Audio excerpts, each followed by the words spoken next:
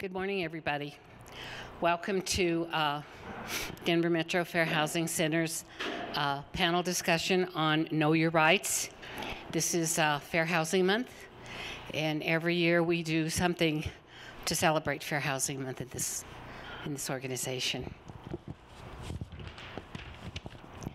I'm Veronica Burrell. I'm the director for Denver Metro Fair Housing Center, and I'd like to introduce my staff, those of them that are in here. This is William Nidre. William's head of our enforcement. He's director of enforcement. Behind you is Regina handling the Zoom. And Regina is our testing coordinator. John Paul Morosi back there in the corner is our new educational and outreach person, coordinator. And Jennifer, who's roaming, is our intake specialist. And so that's the staff. Some of our board members couldn't be here. They're out of town. Randy's on his way. So when they get here, I'll introduce them. I want to talk to you a little bit about the organization. Denver Metro Fair Housing's mission is dedicated to eliminating housing discrimination and promoting housing choice for all people through education, advocacy, and enforcement of fair housing laws. There's Jennifer Williams right there. I just introduced you. The Fair Housing Act makes housing discrimination in the sale, financing, or rental of housing or housing-related services unlawful if based upon one of the following. And these are the protected classes: race, sexual orientation, creed or religion, national origin, gender, familial status, ancestry, disability, color, and marital status. I'd like to introduce the panel, and then they've got 10 minutes to present. And then after they do the presentation, we're going to take a little break and eat donuts and coffee, drink coffee. There are some burritos coming, so later on we'll have some burritos. Make sure you get one. And so I'm going to start introducing the panel. The first panel member we have, but we're going to start with the presentations from Lynn that way, so we keep it in order. The Reverend Terrence Hughes. Reverend, raise your hand. Reverend is the co-pastor of the New Covenant Christian Church, Alpha Omega Ministries, Disciples of Christ in Denver. I want to tell you a little bit about Reverend Hughes. When the COVID epidemic started, he was one of the first ones out of the chute to get it, him and his family. And he was in the hospital for 3 months. He was on the news when he was released because this man is so famous in our community and loved. And he does so much for the community. He really does across Denver. And so we are so glad you are here and you're better. Thank you for all that you do.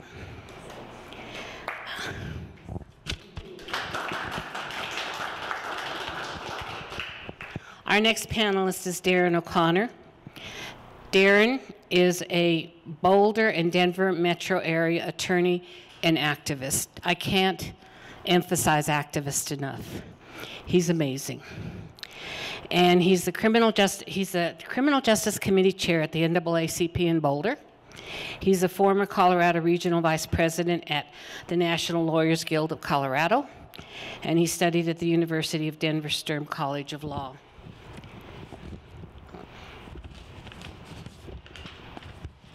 Our next panelist is our progressive activist and our councilperson, Candy Cedebaka. You are amazing. Thank you for all that you do, not only in Denver, but in your district. You're one of the best District 9 council persons I've ever seen. And I've been around a long time, honey. As a member of Denver City Council, she has championed a number of progressive reforms. In 2006, she co-founded the Project Voices of Youth Changing Education, in response to the closure of her school, and helped to organize a class action lawsuit against Denver Public Schools. Our next guest is Lynn Neely Edmonds. Lynn, raise your hand. She is the Program Analyst, Office of Fair Housing and Equal Opportunities, Region 8. We have an expert here on fair housing issues, and so she can answer a lot of questions too. Lynn's knowledge concerning fair housing is extensive and amazing. Sit down. Our next speaker is Dominique Acevedo. In fact, I'm related to her through the Borellas. And she is the Deputy Director of Northeast Denver Housing Center, whose mission is to create sustainable, healthy housing opportunities for underserved households through outreach, education, and housing development. Northeast Denver Housing and Del Norte are sort of the czars of housing in Denver, and they have really done a lot of low-income and affordable housing for folks in the Denver metro area. Thank you for all that you do, Dominic. She's also an architect. So, let's get started here. We're going to start with you, Lynn. Good morning. I'm glad to be here. Thank you, Veronica, for inviting me. As Veronica stated, my name is Lynn Neely Edmonds, and I am employed with Department of Housing and Urban Development. I've been with them for, I think it's 22 years now. I'm a California native, and so I started off with the San Francisco Regional Office. And I've been in Denver now for about 10 years, so I've been with the Denver office for 10 years. And I've worked in various positions. So I've been an investigator, I've worked in intake, I have done compliance work with our federally funded recipients, and I'm currently working as a program analyst. And I'm also considered as the monitor for Denver Metro Fair Housing Center and other agencies within our region. And so Veronica asked me to provide information about HUD. So HUD is a cabinet level agency. So our agency reports directly to the president. Currently, our secretary is Secretary Secretary Fudge. I don't want to mess up her name. So Secretary Fudge is our current secretary. Before that, most of you all know it was Dr. Ben Carson. And so she has the responsibility of ensuring that all Americans have decent and affordable housing. She reports directly again to the president. She also has the responsibility of enforcing the Fair Housing Act, or making sure that the Fair Housing Act is enforced, and also making sure that there is diverse, affordable, inclusive housing. And at this point, you know, there has been a lot going on. When President Biden was elected, one of the first things that he did was to issue an executive order to ensure that gender identity and sexual orientation was added to the Fair Housing Act, and that we enforce and ensure that those individuals are protected under federal law. He also issued an executive order indicating that race and national origin will be put up as far as enforcing and ensuring equality for persons of color and communities of color. So he has been very active as it relates to fair housing. And also recently, one of the trending issues has been appraisal discrimination. So that has been at the top of the administration's agenda as well. Now, HUD has various departments. A lot of you probably know about the Section 8 program, public housing, community development, but the office that I work in is the Office of Fair Housing and Equal Opportunity. And so we are charged with making sure that the fair housing laws are enforced. We're the agency that ensures that we provide education and outreach to further people's understanding about the Fair Housing Act. And one of the things that is, I think, unique about our department is that we have to enforce not only private landlords, but we also have to go after our own HUD subsidized property. So if someone is being discriminated against a multifamily project, against someone living in public housing, we have to enforce the laws against those persons as well. So it's private and public entities. It's corporations. It's one of the top issues right now that's going on is the HOAs. So we do have authority over HOAs as well. And our office is charged with ensuring that we enforce the Fair Housing Act. We enforce Section 504, which protects persons with disabilities in, again, private properties. ADA, again, that's just for persons with disabilities, for persons who receive federal funding. And as Veronica stated, it is unlawful to discriminate against persons in housing based on protected classes. And she covered those, so it's race, it's color, it's national origin, it is religion. You cannot discriminate against persons in housing who have different religions, who have different disabilities, who have certain sexual orientations, as I mentioned before, sex, families with children. You can't put children in the back of a building. You can't have, strict rules against children. So this is what our office does, is that we conduct investigations against those individuals who have allegedly discriminated against persons of certain protected classes. And also, we enforce compliance for those who receive federal funding. So, for example, a public housing authority, if they're treating persons within a protected class a certain way, then we will go after them as well. Veronica had mentioned a certain housing authority earlier, and so, we are aware of that housing authority, and we conduct compliance reviews. So what we do is we'll go out to those particular housing authorities or even HUD subsidized properties and conduct an investigation of those properties and of those agencies. So that's another thing that we do. We also conduct what we call secretary-initiated complaints. So if, for example, an individual doesn't want to come forward, which does happen, then the secretary can file a complaint against companies or corporations. One that we filed when the former secretary was in office was against Facebook. So Facebook had some discriminatory ads that would come up on the platform.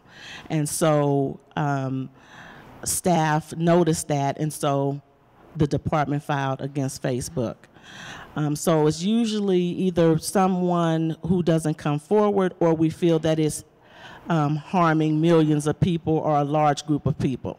So we do have the ability to file secretary-initiated complaints.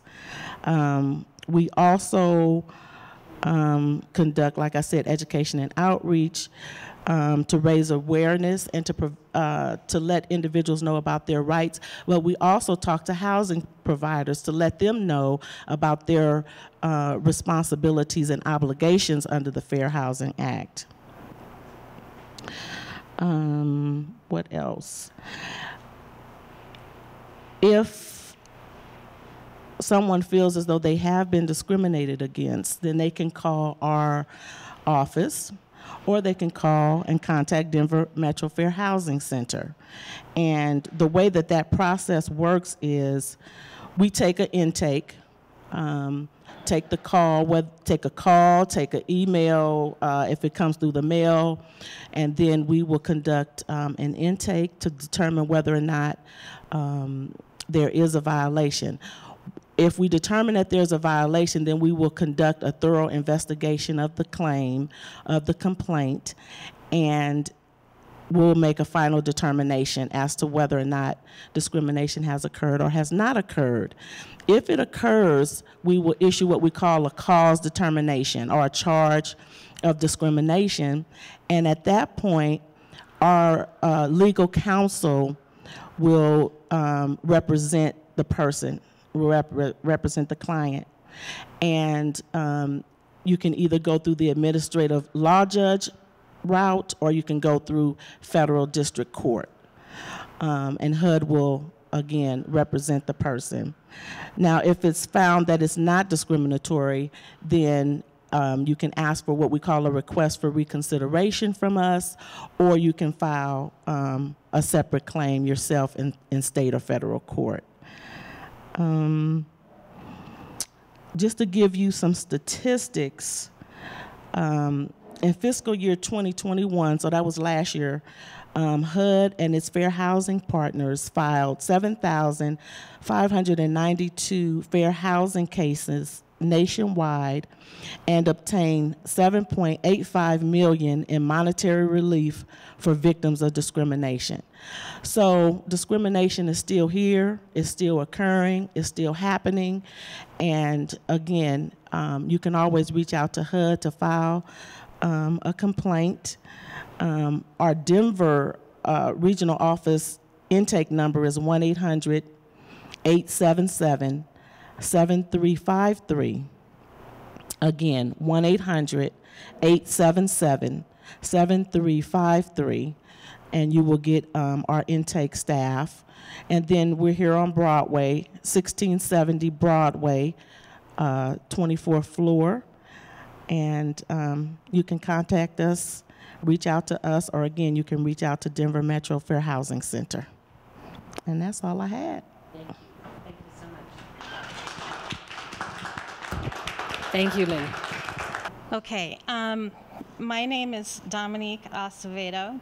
I'm Deputy Director of Northeast Denver Housing Center. I've been there about 25 years. So what you should all know is I started there when I was just a little baby, really.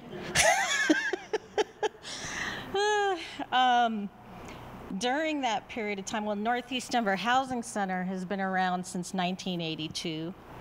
But during that 25 years, and our founding director, Gata Betcha McConan, was actually on the board of the Fair Housing Center. So we're very proud of that. He was the founding member of Northeast Denver Housing. And over those 25 years that I've been there, we've really done a lot of housing development. So Veronica asked that I speak to you all today about affordable housing development and what we've done there. And just to give you an idea of how much we've done, over the past 25 years that I've been there, we've done over 50 developments, totaling over $280 million. That is a lot of housing, affordable housing production. Within the last 7 years, 282 rental units we've completed. And we have currently, this year, 217 more under construction. And then also during that 5 to 7 year period, over 332 affordable homeownership units, of which 132, mostly they were townhomes, but 132 were affordable for sale condominiums. The first one in this, and really in the state of Colorado, since the Colorado condo legislation had been passed. We're very proud of that. And right now we have an additional 65 homeownership under construction. So we're really busy. you know, and this has been probably one of the hardest times to produce affordable housing, but it's so important as we can see the cost of housing going up and inflation going up. The need for affordable housing is just so great right now, but it's also the hardest time to do it, right? Because at the same time, all of the costs are going up, the construction costs are going up, and the interest rates are going up. So, you know, we've been able to do that by really focusing on a few things. So I'm going to just go over a couple points of how we've been able to do that level of production and really to fill the need. There's such a gap and a need for affordable housing. The first point I want to talk about is you've got to locate it where it does not exist. And everywhere I go, I love to say that because, at least within the last 5 to 7 years, most of the projects that we have been doing, most of the developments that we've been doing have been under the Affordable Housing Plan in the Central Park neighborhood of Denver. But we've really done all over Northeast Denver, all over Northeast Denver. But within the last 5, 7 years there in particular, because there's not affordable housing there. And I want to stress that because it's hard to do that. And it's much easier to locate affordable housing where the land costs are lower and where there isn't an abundance of higher income housing. But if we're talking about fair, affordable housing development, we should be locating affordable housing where affordable housing doesn't exist. And we're very proud about that at Northeast Denver Housing because we've created opportunities in neighborhoods where affordable housing didn't exist. Therefore, those families got all the same opportunities to live in those neighborhoods with those amenities than the higher cost units get automatically. That is so rare for affordable housing, and I'm telling you, it's because it's hard to do. When you have higher land costs, it's extremely hard to do that. But really, if you want to talk about fair housing, we need to have units in areas where it doesn't exist. We need to. We absolutely need to. Also, I want to stress this a little bit, but concentrating affordable housing in areas of town where it's easier to develop is not the way to go either. You know, I mean, if we're talking about fair housing, neighborhoods are diverse. And when they're diverse, they're healthy. And when families are in diverse neighborhoods, it's really better for neighborhoods, it's better for cities, and it's better for housing, for families and for children.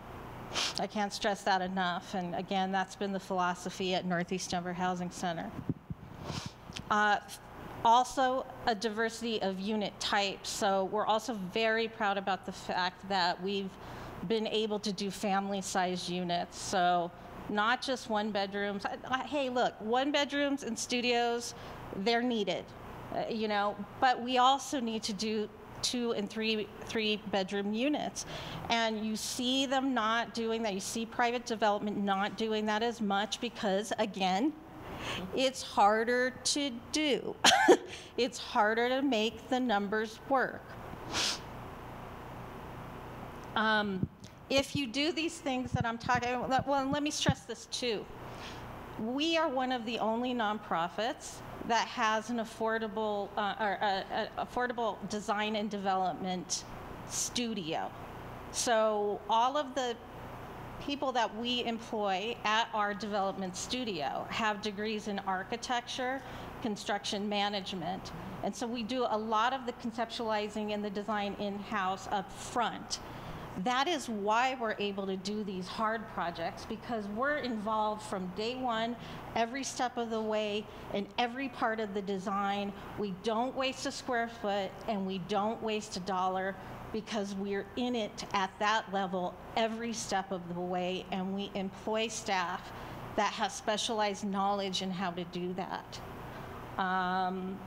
So it doesn't look, and this is very key, it doesn't live or look like it's affordable housing. It looks like any other market rate development. And people deserve that. If we're talking about fair housing, it should fit in with the neighborhood, and it should live like market rate housing. So let me give you an example. When you're doing affordable housing rentals, okay, the typical model, the most cost-effective model is apartment buildings with units off of double-loaded corridors, right? Does everybody know what that is, right? One hallway down the middle, and you've got it double-loaded with units on every side. When you do that, what happens? Anybody who's ever lived in that knows. You smell what your neighbor's cooking, you hear what your neighbors are doing, right? Not as livable, but it's the cheapest way to develop, right? When we did our new construction affordable rentals, we modeled it off of market rate housing that the master developer was doing out there in Central Park. So it wasn't off of double-loaded corridors, that market rate rental housing. It was off of stair towers. They had like 6 to 8 stair towers, and there were 4 units per entry level. Okay, 3 stories up, 4 units per entry level. Now talk about not living like you're in a rental, right? Increasing the livability, focusing on how it looks, so we were able to do that by studying that market rate rental housing that developer was doing, and then adapting it so that we were doing things like not spending as much money on tap fees, so we could pour more money into the product, so we could make a product that didn't look like affordable housing, it looked like market rate affordable housing, and it lived like it.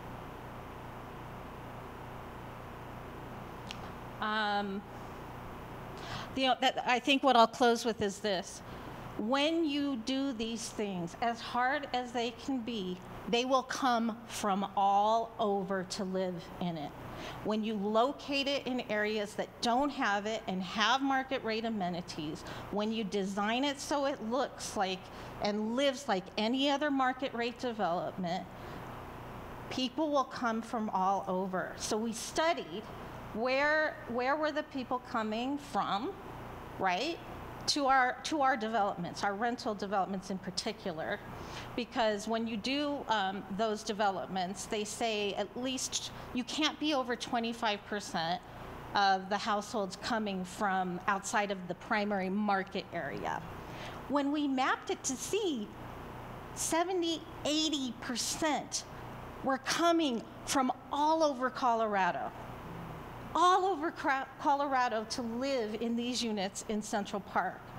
So I'm telling you, if you're doing those things, if you're creating those opportunities where they don't exist, people will take advantage of them, and we're very proud of that. So thank you. Thank you so much, Dominic. Hello, everyone. I'm Darren O'Connor, and as Veronica said, I got started in Denver as an activist, and I got really tired of begging for attorneys to help on projects where we needed them, so eventually became one myself just a few years ago. Before that, I was an electrical engineer at the University of Colorado Boulder, and that afforded me a lot of privilege to work on the first issue I really cared about that got me into activism in a big way, which was the foreclosure crisis, which in the Montbello area of Denver ended up having people get foreclosed on at 3 times the rate of the rest of Denver. And of course, that's the black community of Denver who was subject to these loans that had much worse policies, interest rates, ballooning interest rates, et cetera, than the people qualified for. And it turned out that, some of the big banks like Wells Fargo were targeting these folks, and they paid big fines, but it didn't mean that all those people didn't lose their homes to really shady foreclosure practices. And we have one of the worst states in terms of how easy it is to foreclose on people. So when I got started, I was working with a group from Occupy Denver that had become a subgroup called the Colorado Foreclosure Resistance Coalition. And our hope was to be doing things like human chains around homes when the sheriff's deputies came to kick people out. But it turned out that people going through foreclosure were really traumatized and had no interest, most of them, in subjecting themselves to that kind of a fight.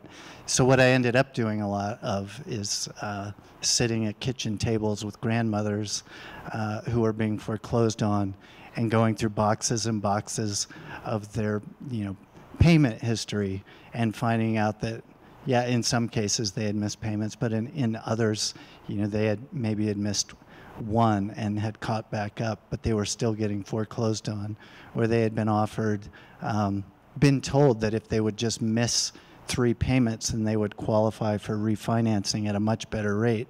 And then once they missed those payments, Wells Fargo and other banks like it would foreclose on them. So that's how I got started, and I'm really pleased to be invited to speak, because it used to be that I would have police follow me in or escort me out or point guns at me. And it's nice not to have that happen anymore, and to have the power of the law behind me to help some folks. And so I work a little bit in tenant law now, as well as family law.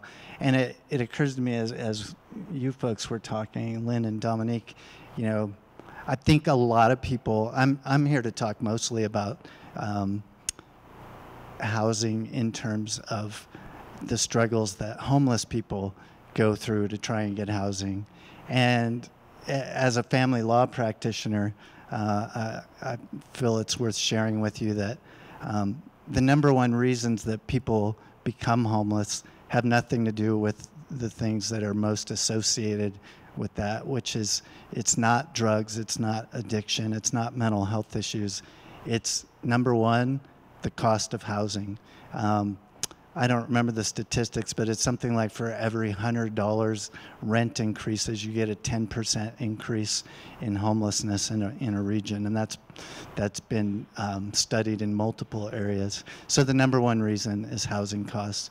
The next reason is losing a job, and then related to family law, people divorcing or separating, and you have people who can make it when they combine their incomes, but then they separate. And I've got clients right now who are going through this, and it's heartbreaking. In the Denver metro area, when people who were just struggling to scrape by are suddenly left with something like half their income, where do they go? And 2 or 3 kids, they can't move into a studio apartment, and there's just no options. So thank goodness people like Dominique are working on creating those homes, but we also know there's just not enough. But I want to talk about Boulder specifically. That's the county that I live in, and I've lived in Boulder since 1994. So been there a long time, and the first condo I ever bought was $180,000, and at the time I could not believe I was signing my name to a mortgage that high, and now I laugh at that, because boy, would I pay for that right now and be grateful. Now they're $300,000, $400,000, $500,000 for that same condo. But in terms of discrimination, we have that in spades in Boulder. And about 5 years ago, in 2017, we started having people go through something called coordinated entry to be able to get any homeless services. And Boulder did something very, I'll call it unique. Coordinated entry is a strategy of trying to provide wraparound services and bring all the service providers together and have people come in through a single point of entry, do an intake, and then the people doing that intake can assess which of the services they need. And it's supposed to be run by a regional coordinator, which for Boulder would be the Metro Denver Homeless Initiative, MDHI. But instead, Boulder decided to become their own coordinated entry entity and make up their own rules. And one of those was to say that if you were not living in Boulder for at least 6 months, then regardless of your circumstances, you would not be allowed to get any of the higher tier services. And so there's 3 levels of services, the lowest of which is diversion, which means we're going to help you for a few days, and that's it. And the most oft-used method of assistance was to give people a one-way bus ticket out of town back to hopefully some place that would take them in, that person in. And that might be family members. Despite their saying they would never do this, I've spoken to people who were sent back to go to a shelter in another state. But my concern has always been that that can also mean returning to perhaps a domestic violence situation, because that's another reason people end up on the streets, as most of us probably know. And you know, the people involved in this said, no, we make sure they have what they call a soft landing. But my contention with that was always, well, why don't you do a follow-up call? Excuse me? Not me. Why not do a follow-up call and find out if these people are ending up in a safe place, if they're really exiting homelessness, or if they're just becoming homeless, as I suspect, in another location. And the argument for not doing that is, oh, it's just so much work and it's so expensive. But they do all those same things on the front end to try and make sure that people are going somewhere, that they'll have a place to live. And so the idea that you can't do a follow-up call and find out what the outcome is on its face ridiculous. And in fact, former Mayor Sam Weaver, I spoke to him privately, and he admitted that, frankly, Darren, I don't care where they end up as long as they're not in Boulder. And that's the reality of that policy. So there's diversion. That's the one I was just speaking about, that mostly is get out of town. And then there's navigation for people who have maybe not been homeless very long, who have some resources. Maybe they went through a divorce and just need some time to build up their resources or figure out a roommate situation. And that can be very successful. But again, if you had not lived in Boulder for 6 months, then you don't get access to that service. And then there's permanent supportive housing-focused shelter, where you get a dedicated bed at a shelter, and you hopefully, if they have enough caseworkers, will work with a caseworker. And if you have disabilities, which about 70% of the people who went through coordinated entry and got any assistance in the first year had, then you would be directed towards getting a voucher. And you know, I talk a lot about the deficits of Boulder's services, but the one thing they have done, and they've really bastardized this, which is really focus on putting all their resources into placing people into housing. And that's great for all the people that have gotten housing, and they've really boosted the number of people getting housing by a great deal, and that piece is fantastic. So kudos to them for that. But where they're lacking is that they do that to the exclusion of the 90% of people who don't get housing. And so anytime we're challenging people at the county or at the city level about the lack of services, they say, but the solution to homelessness is housing. And I call it bastardization because, yeah, that's true. You will hear every homeless advocate say that that is the solution to homelessness.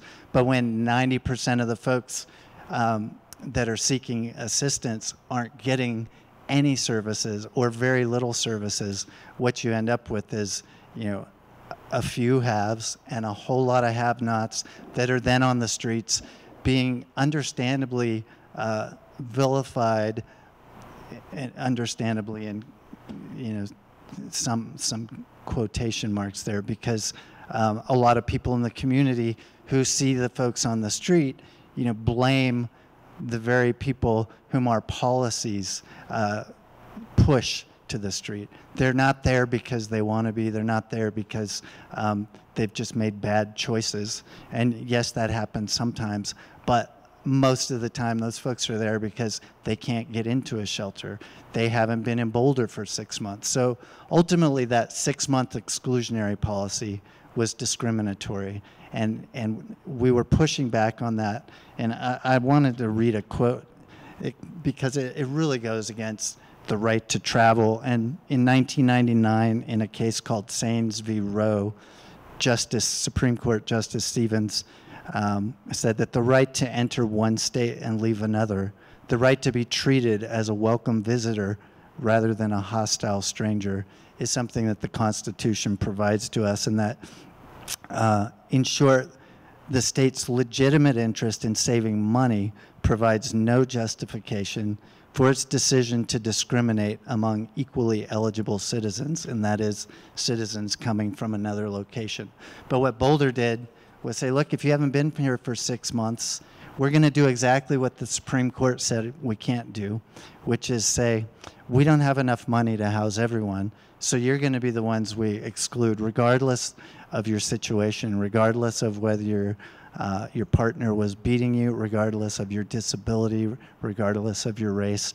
And lo and behold, at 12 times rate, black people in Boulder seeking services were pushed into that diversion program, because you may not know, Boulder is a 1% or less black population of the entire county, 1%. And when you look at policies like this that say we don't want to serve you, it starts all the way at the bottom here with people who are coming with absolutely a grave need to get some assistance, and we say we don't want your kind here. It's much like the sundown laws that said if you're black you need to be out of Boulder when the sun goes down. And now we do it differently, and it's still not lawful. It was discriminatory, and ultimately the ACLU of Colorado last year challenged the city and the county, and they ended it almost immediately. They had no defense for this other than they were getting away with it. I do want to end on a high note. I'm not timing myself, but I feel like we're about there. So on a high note, we have a group, a commission in Boulder. It's the Human Relations Commission. And my understanding is it was started when Mayor Tate, the first and only black mayor of Boulder, was mayor. And their job is to be a voice for the voiceless, for the folks who can't attend city council meetings. And as some may know, Mayor Tate actually stood up for the LGBTQ community and was run out of that position. So he's a hero of mine in that, he didn't just stand for people that looked like him, much like Martin Luther King Jr. He looked after all of those whose voices weren't heard. So that's the role of the Human Relations Commission. And to this day, our city council in Boulder does not want to hear from them. And it's because of things like this. Right now, they're working on potentially creating a protected class for homeless people, which would increase the scrutiny of any laws or policies that work against them, and that would be a phenomenal foothold of protection for our homeless community. And we would have folks like Lynn who could then make sure that they're getting housing. And I will be getting your card before I leave, Lynn. It's a pleasure to meet you. It's a pleasure to be here. Thank you guys for inviting me, and hopefully I won't be escorted out. Thank you, Darren. Candy, you're next. I'll try to time myself because I'm a talker.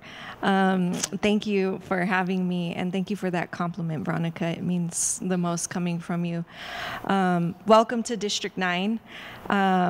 I'm the city council representative for all of the downtown area, all the way north to our county line. And a couple of important things about me that I think will color the rest of my comments. I'm the youngest person on city council, and I am the first Democratic Socialist to ever serve on city council. And I'm also the first person from Swansea to ever be able to serve on Denver City Council. Thank you.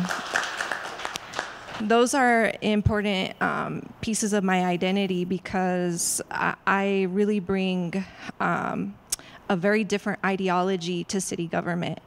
From a community that wasn't taught to trust government, and for very good reasons, I have been really trying to shift the narrative on city council in a big way, along with accomplishing some things that go unrecognized that I will list for you all. But my biggest goal has been to really educate people about what causes these challenges with housing and homelessness. In my district in particular, we are home to probably the largest swath of historically redlined land. And most of you all in this room know that land use and zoning is one of the primary functions of city council and was one of the, I would say, ways that historic redlining evolved. When it became illegal to segregate, we created zoning codes. They don't have to exist, and they don't exist everywhere, and they have been one of the strongest tools for creating some of these concentrations of poverty that preceded gentrification. When you created concentrations of poverty, contrary to what most people think, it wasn't bad because of the people who were concentrated there. It was bad because the government disinvested in those places. Unfortunately, what they've been able to do is really sell us this idea of deconcentrating poverty can only be done through mixed income housing, rather than just giving poor people who were concentrated and disinvested in all the resources they needed to invest in themselves and to create conditions that didn't require them to be next door or in a classroom next to someone whiter or wealthier. And so this big narrative of mixed income housing as the solution to deconcentrating poverty has really been at the root of many of our challenges. And many of the challenges that led me into this city council seat. I was a first-generation high school graduate. My family at many times experienced homelessness, eviction. We received public assistance. And so I bring a very different lens to this space. And having been someone, you know, who experienced homelessness in the way we don't talk about the people who couch surf or live with relatives as homeless. We only talk about the people on the streets as homeless. I bring that lens to the table and really recognize that if you don't have an address all by yourself, you are homeless. And when we think about solutions, we also have to think about those people. And so for me, I entered my race not fully expecting that I was going to try and make housing my focus, because I entered the race for anti-displacement reasons. I was doing anti-displacement work from the very beginning as a social worker. But during my race, the Right to Rest initiative was on the ballot. So while I was really focused on anti-displacement for a community like mine in Swansea, where we had above average homeownership rates, and it was homeowners who were primarily low-income Latino immigrant communities, I now was faced with this narrative about people in tents and how bad and dirty they were and how we needed to get rid of them. And so I was forced to take really strong positions as the only candidate who would say, you know, these people are on public property, and we're really saying that certain people are the public and certain people are not. And it's not okay. And I remember, you know, always as a kid being very aware of the fact that we could be in those tents ourselves at any point. And so it also happened to be that I was running against the person, the city council member who authored the camping ban, which criminalized the people in tents. And so I entered council as the person who was going to be the only person really focusing on homelessness issues. And so I've had this really dual-pronged approach, focusing on the prevention piece and helping people not fall into homelessness, and then also trying to pull people out of homelessness and protect those who are waiting for the government or some of these programs to be able to step in and save them. My most recent effort around housing was passing the right to counsel.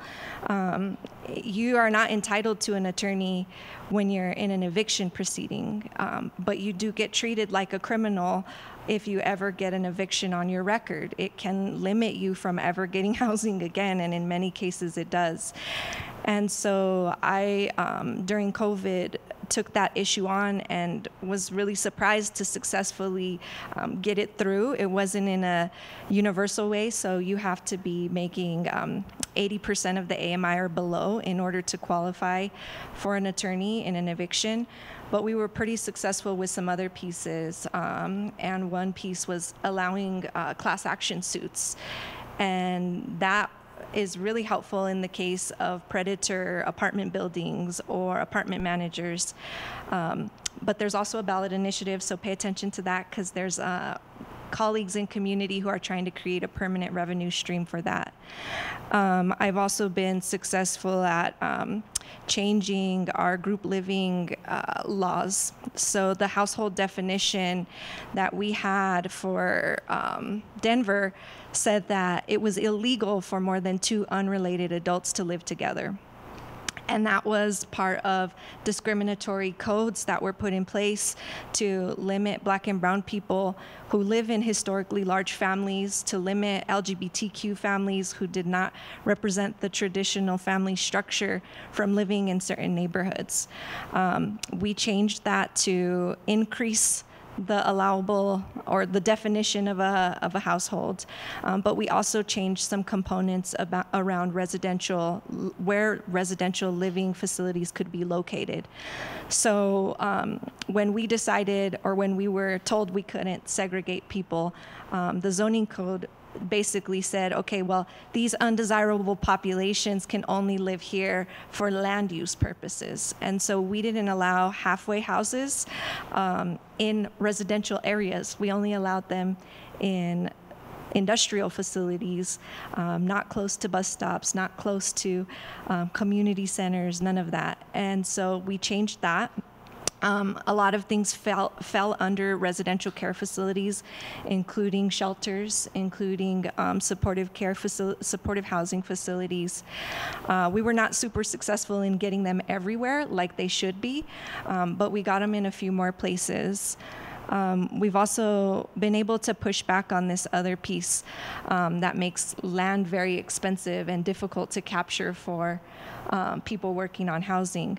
We started highlighting the impact of vacations. For those of you who don't know what that is, when you have a piece of empty land that's owned by the city next to an owner can request from the city to have that land if it's not being used as a public right-of-way. And so developers know these tricks on how to get city-owned land for free, essentially, because you don't sell it to them, you just charge a fee, very nominal fee. I had no idea, I'd never heard of this before, but down on Chestnut, where you can go down and see some of our Union Station luxury housing, we had a developer who was trying, I gotta go over, sorry guys. We had a developer who was trying to get a huge swath of land for free from the city, and it was going to happen without anybody talking about it. I was able to block that in a way that's never been done before. And people started now paying attention to these vacations, these land vacations. Why are we giving developers enough land to double their buildable developments for free? So that's been a piece of the narrative change. We've also been able to push through the safe outdoor spaces, which are designated camping spaces for people living in tents, which have been more successful than any other homeless initiative out there, including the shelter work. And so my hope is that those will expand. We didn't get it passed in the way that we wanted to, where the mayor would say every single statistical neighborhood had to have one. But we do have some private owners who have stepped up to allow us to do that on their land. And I was lucky enough to, after fighting for 2 years, get one on our DHS parking lot. Which made the most sense. They should be in every DHS parking lot because in theory, that's where the most resources are. We're working on safe parking for people living in their cars because that's also illegal in Denver right now. You can't live in your car. So talk about forcing someone into a tent. That is one of those things that's coming down the pike, hopefully. Mobile homes. With no help of our governor, we have been struggling around mobile homes. Mobile homes in Denver are illegal. Our zoning code doesn't allow them. And there are about 5 left in Denver and 2 of them in my district. One recently was up for sale, and I'm not actually sure what the status of it is yet, but a developer was looking to purchase it. And so I was working with Councilwoman Torres and Clark, who both have mobile home parks, to legalize them in our zoning code so that we can stave off some of the gentrification that is presented to the speculative market with those spaces being illegal. And so hopefully we can have some success on that.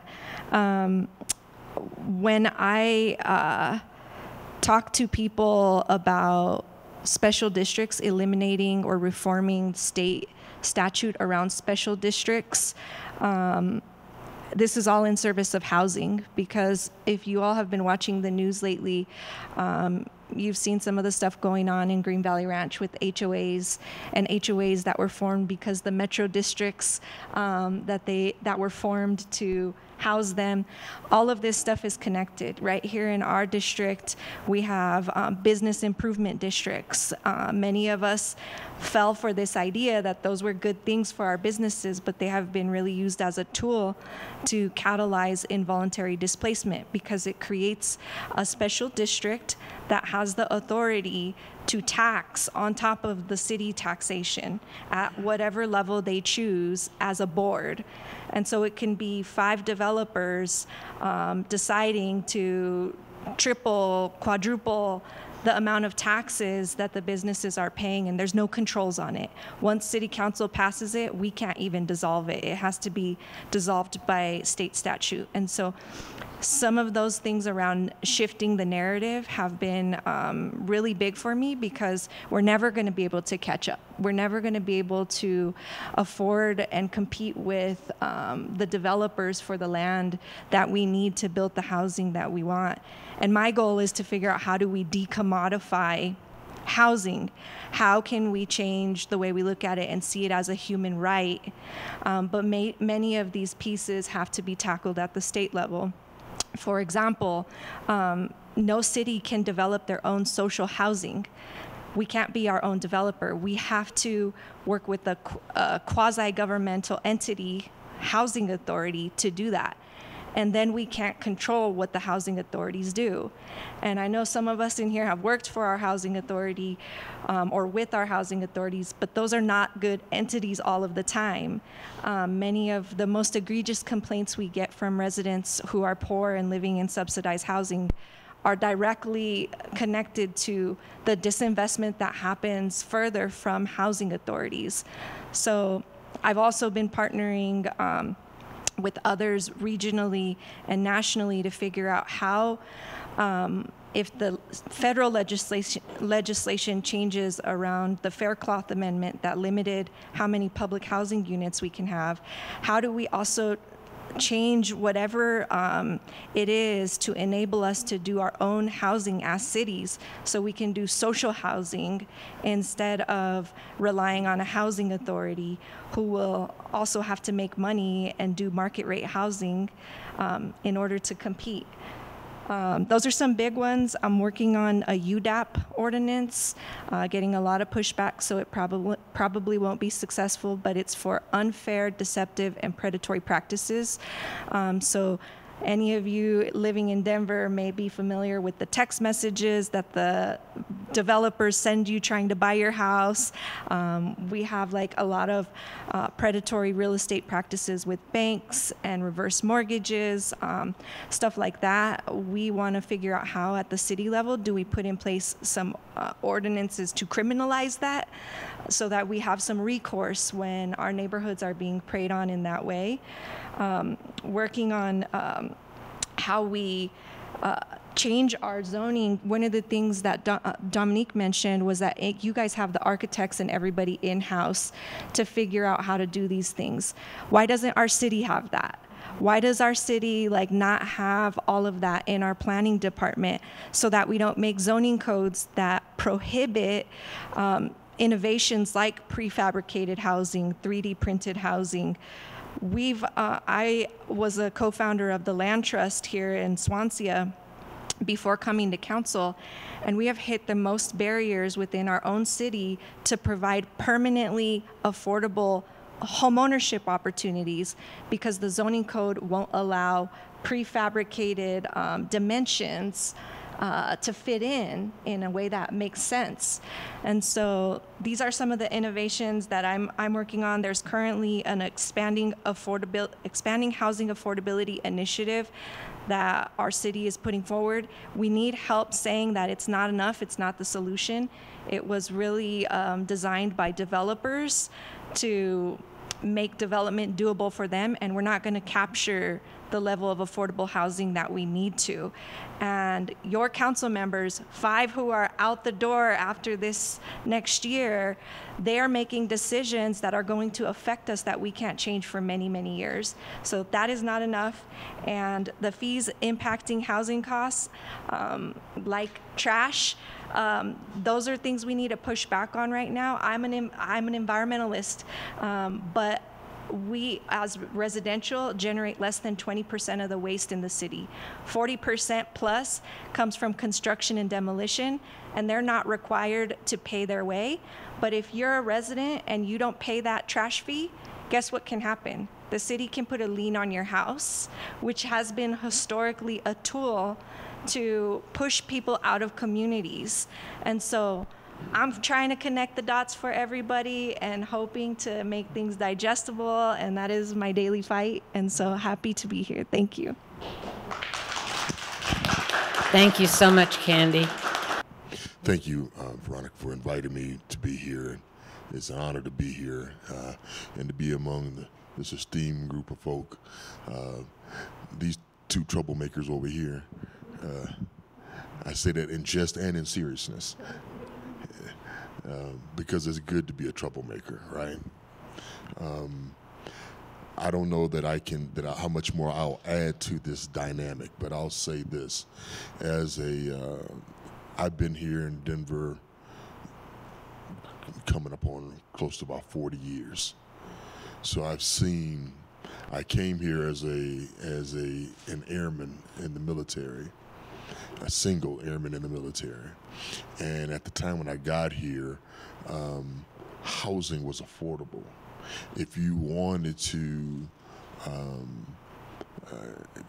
get a home, if you wanted to start a family, it was not an unattainable dream, right? It wasn't something that you could not shoot for and do, and so I lived through that, right? Lived through that, and saw how. Man, this whole area, everything has changed. Absolutely. There's not a part. I've been fortunate enough to live all over Colorado. So I've lived in Denver, I've lived in Aurora, been in Littleton. I've been all over the place and owned properties as well. And never in my wildest imagination did I think we would end up here. Right? What brought me to Colorado to stay was not. The mountains are beautiful, but it was a place that you could afford to live, and that's changed.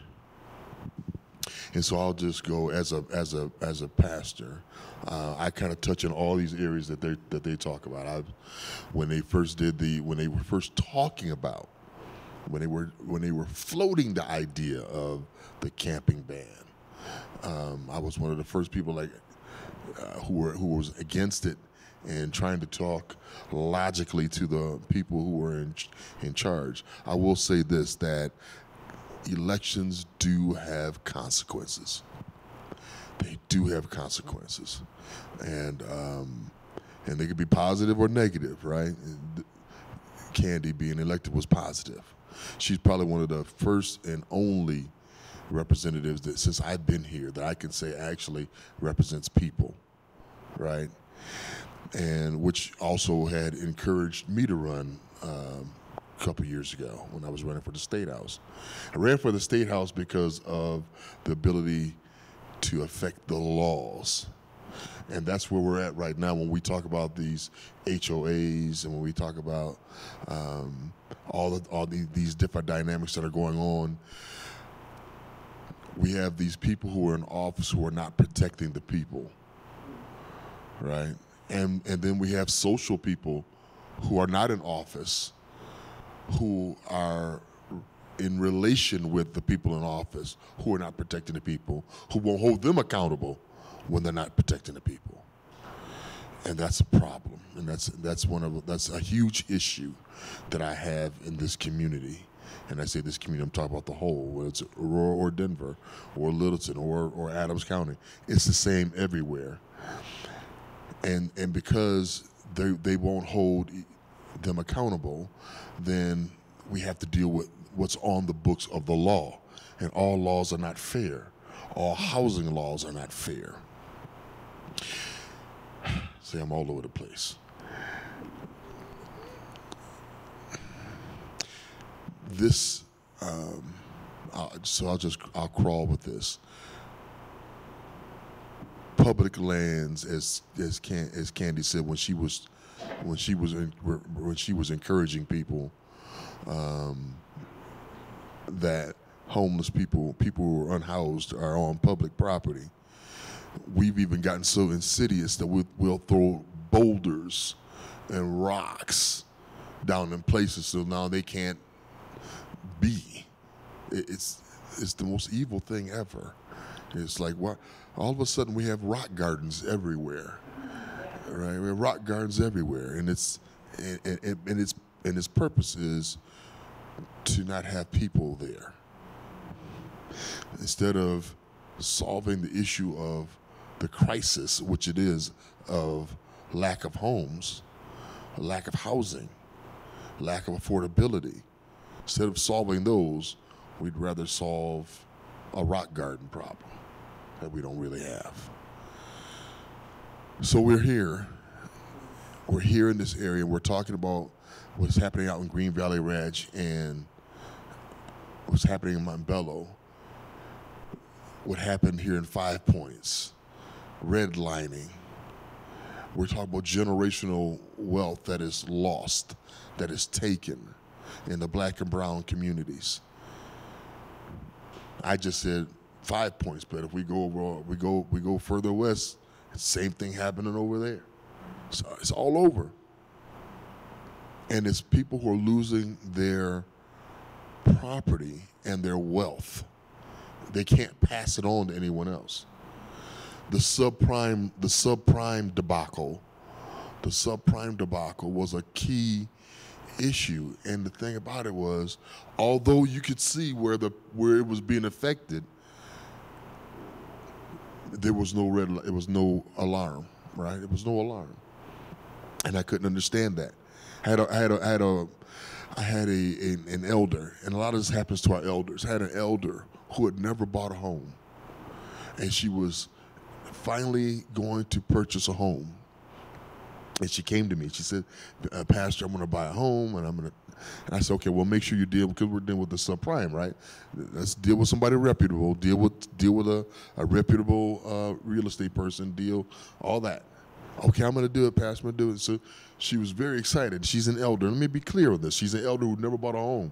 However, she always was in good standing, right? Her credit was really good. She had A1 credit.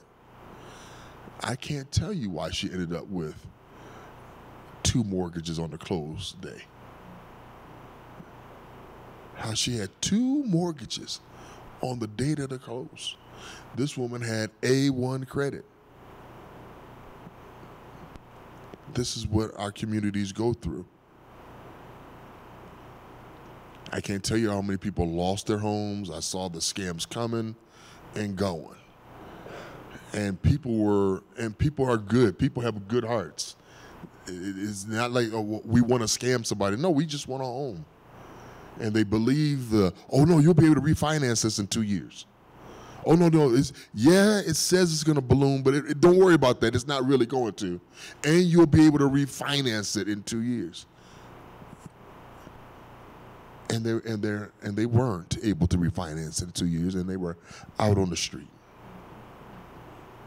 This is what we lived through. And now when we look at what's going on, another prime area, 60 homes, roughly. 60. Any other time, this would be a national disaster. If a tornado came through and took out 60 homes, the governor would be on the news. We got to do something. We need to get aid in here. We need to help these people. We need to find out what's going on. We need to, whatever we can do, we're going to help. The mayor would be talking about, wait, there's an issue in our community. 60 homes were just wiped out. 60 families are about to lose their homes. That didn't happen. It did not happen. And because of our infrastructure, the world has changed so much. We don't have the public, let me rephrase it. We don't have the community radio stations we used to have. You know, we used to have KDKO, right? We don't have that anymore. So we don't have the place where we used to gather information, and we can know that, oh, it's happening to you, well, it's happening to me too. It's happening to you, it's happening to me. No, we're all mostly living in silos.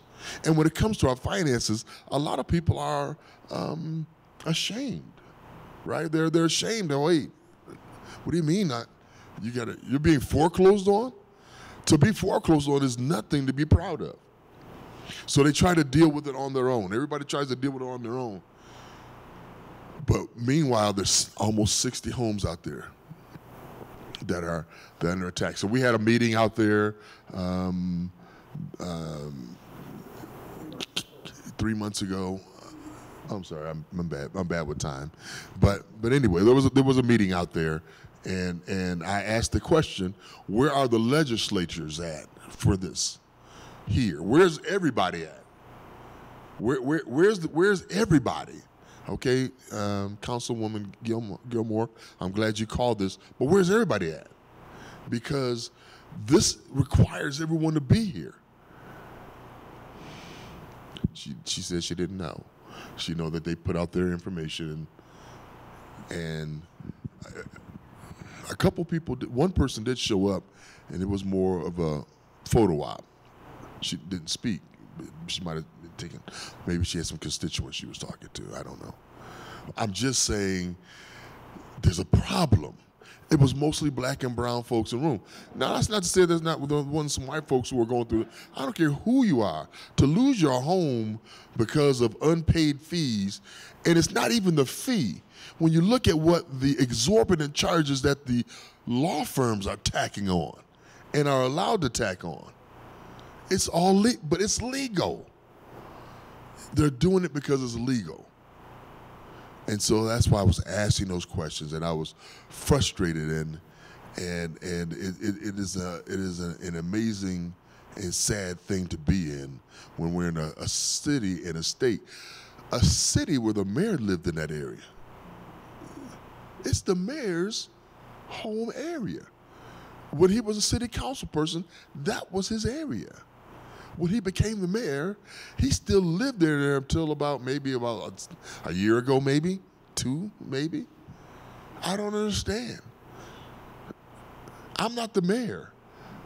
I'm not doing that great health-wise, but I took my butt down to that meeting that they had at that rec center to hear and to hear what was going on and to see.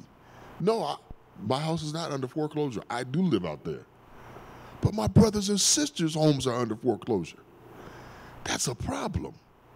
And if we don't start seeing each other like brothers and sisters for real, we're in for some hard times. Because right now, it's corporate. It's business. There's no humanity. And that's a problem. You can't tell me, and I don't know, and I don't want to say something sideways, but you can't tell me that if you're the city council person out there, or if you're the state rep out there, or if you're the state senator out there, you haven't heard whispers of this stuff? And if you heard whispers of it, how come I haven't heard your voices? How come I haven't heard your voices? How come you have not been, I did read where Councilwoman Gilmore did ask for a moratorium. That's something I said at that meeting. There needs to be a moratorium. Stop them. She asked, I think, Secretary of Weiser, Phil. She asked Phil to look into it, and they gave an official answer. We can't really talk about things that are going on, yada, yada, yada.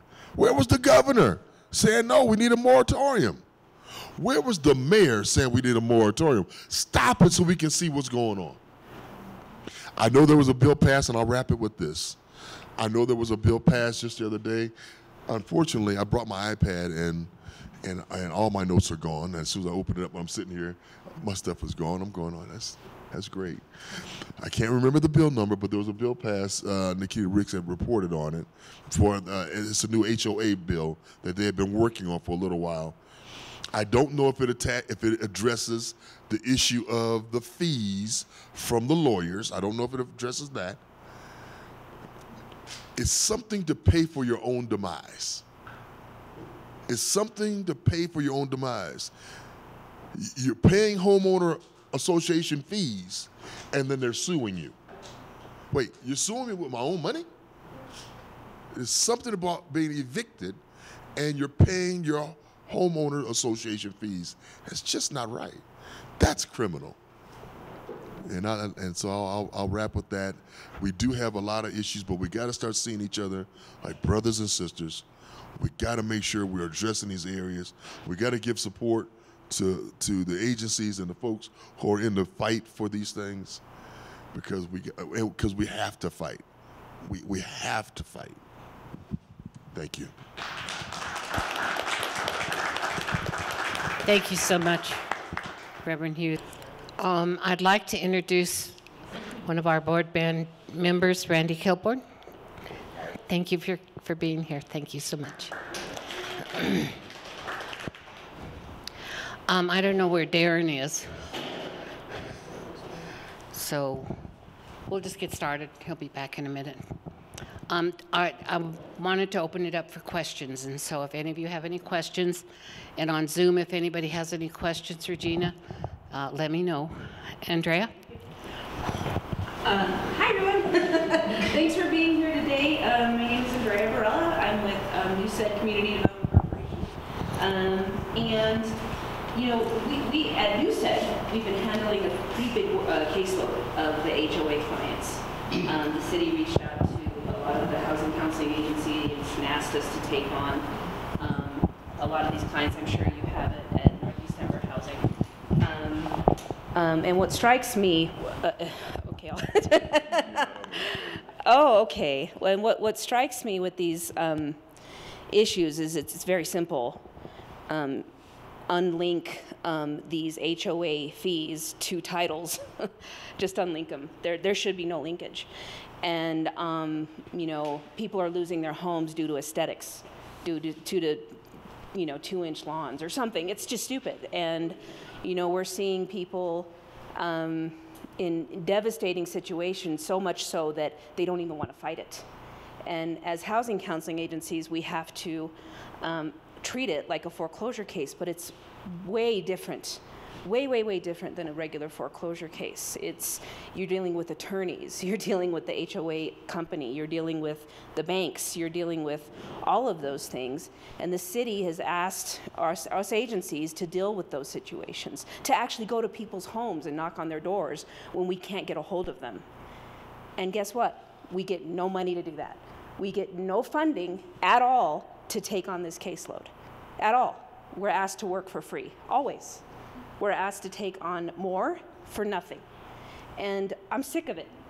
I'm sick of being asked to do this work and get nothing for it. And the fact of the matter is this work gets harder. We have to pay staff. We have to increase salaries. We have to keep good people on board for nothing, for nothing. And quite frankly, the philanthropic community in Colorado is terrible about giving to organizations that do this level of work. They're really good at giving to art organizations and food banks. Not that those things aren't good things, but we keep people in their homes so they don't become homeless. And there's no support for what we do. So that's just a comment. There's not really a question there. My question really revolves around just what we do about the strength of these HOA lobbying groups who give direct monies to these politicians to fund their elections. There's another linkage that shouldn't exist, and it does. And it exists across the board for all kinds of predatory situations. This is a plan to get Black and brown people out of their homes. And what do, right? We can grassroots organize all day, but that's where the power is. And that's why these policies exist. And it's devastating. And we're gonna see this continue to happen and happen and happen, and as long as people's fees for long grass are connected to the titles of their homes. And do you see? I mean, so you all know this issue. You all know it very well. And we can scream about it all day down here, but it's them that have the power, and it's them that we have to fight. We have to have the money to get lobbyists to work at that level, but even those lobbyists that you have to hire are connected to those groups as well. It's much more deep and much more complicated than we could ever imagine, and it's a serious thing. And it's keeping Black and brown people from getting into homeownership, and it's kicking them out of homeownership constantly.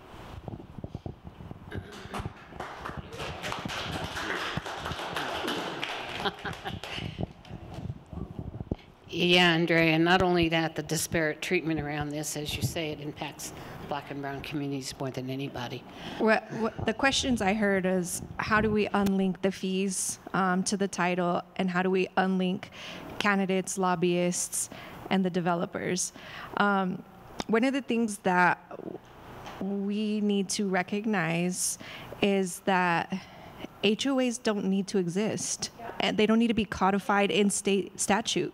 Like, they are where some of our most discriminatory housing covenants still live. And you can change the zoning code all day long in a city, but because HOAs are governed by state statute, they can still discriminate legally. And so why not just get rid of them instead of fighting to unlink those fees? If you are a neighborhood that wants to put together an HOA that is not governed or protected by state statute or city statute, go for it. Pull your resources, mow the lawn, do whatever you want. Like, it is not something that the structure of our government should be protecting or empowering to do discriminatory things. That's one. Philanthropy can't be the place that we rely on for our salvation, because the nonprofit industrial complex was created as a tax shelter so that we wouldn't just obtain the taxes that the billionaires and millionaires owe through taxation. This is a tax shelter for them. Their goal is not to fix the conditions that we exist in. Their goal is to maintain the conditions that we exist in because it's profitable for them. And then they can feel good or make it appear that they're doing good by donating to the nonprofits that are doing the work. And then we stay on this hamster wheel. Our nonprofit work is governed by federal and state laws that say you can't disconnect these things. You can't lobby. You can't do these things to a certain degree. And so, you got to ask yourself, why would nonprofit law want to ever prohibit us from lobbying for a candidate or lobbying to a significant degree as a part of our work to change these systems? Well, because it's not designed to end itself. It's designed to keep itself going in perpetuity. So question that. Unlinking candidates from the lobbyists and the developers is becoming a little bit more easy than it was in the past. A lot more people are talking about campaign finance reform. We're forcing campaign donations to be much more transparent. But these systems are sophisticated. They'll get around it. They'll find ways to infuse money that is not trackable, that isn't traceable. And we have to do what people in other countries are doing. I recently went to Chile, where their social movements were able to force a rewrite of the country's entire constitution. And I was talking to people about how they were able to do something like that. And what everyone said was that we shouldn't wait until someone decides to run for office to ask them the questions, to ask them how they'd vote on certain things. We should only support candidates that we put forward from the movements that we've been working on for years, so that we know where they're at and we don't have to babysit them. We trust that they're going to do X, Y, and Z when they get there. But we have not been active enough on that side in selecting who we want to represent us and putting them up to run. We wait until someone is coming to us for a vote. And so I think there's many ways to approach these things, but approaching the symptoms rather than the root is going to keep us on that hamster wheel. I agree. That's it. She says it all. The basic is it is changing the who we're putting in office. We have to do that.